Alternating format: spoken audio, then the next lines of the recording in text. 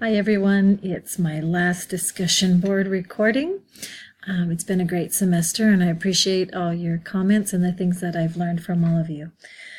My understanding of my connection to the global world has changed this semester in that I can see my connections as much more important than I recognized before. How can we expect to understand the decisions and actions of a people and a government outside of our own if we don't get to know them? We need to learn their history, geography, religion, and culture to begin to comprehend what it would be like to walk in their shoes. I continue to connect with my global world by keeping in contact with my international family through social media. Since my post at the beginning of the semester, I now have a brand new Brazilian grandson. I have also recently been adopted by a Panamanian family that was living in our area and has gone back to Panama. So I have 2 new grandsons and a brand new granddaughter.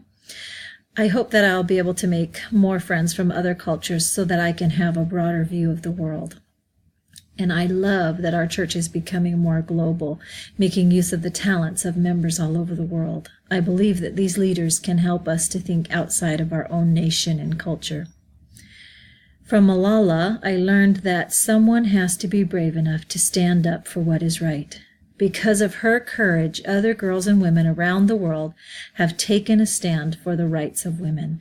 I hope to recognize my opportunity and have her courage when my moment comes. For now, I can make an impact by helping refugees and immigrants in my area learn English. I'm taking classes to earn a minor in TESOL, which is Teaching English to Speakers of Other Languages. This is an important skill for them to learn to improve their life in a new country.